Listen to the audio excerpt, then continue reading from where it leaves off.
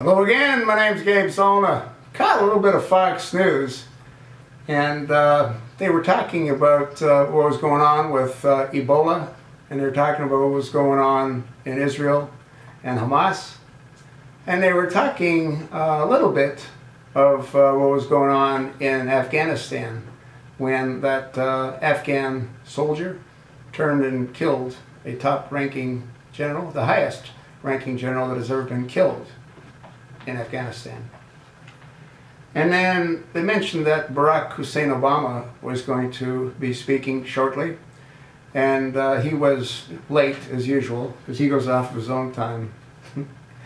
And when he started to talk, he talked about Africa, and he talked about the commitment that America is making to Africa, and about establishing a greater portion of trade between the two countries.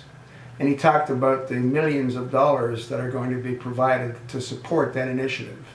He talked about putting people on the ground in Africa to again promote trade between the two countries. He also talked about companies like General Electric. They're going to bring electricity to Africa since it's not very prevalent.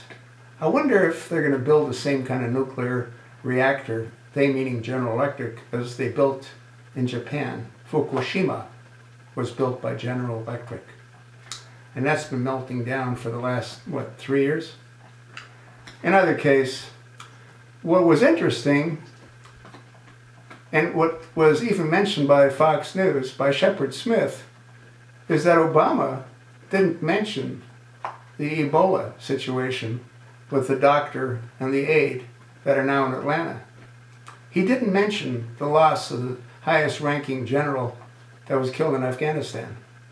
The only thing that he spoke about was again Africa and the importance of supporting the initiatives that he's signed with his pen and his executive orders.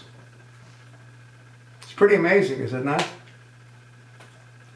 The only thing that's important to him is what's important to him. Everything and anything else doesn't matter. How insane is all of this? How totally insane is all of this? Nothing was mentioned about the general.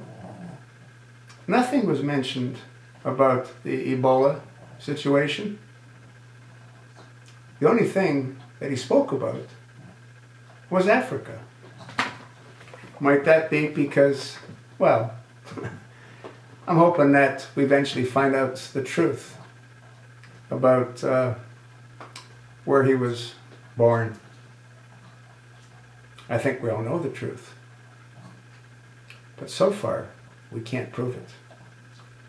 I'm hoping that Sheriff Joe, the cold case posse, led by Mike Zulu, prove it and end this nightmare. So what do you think? I told you what I think.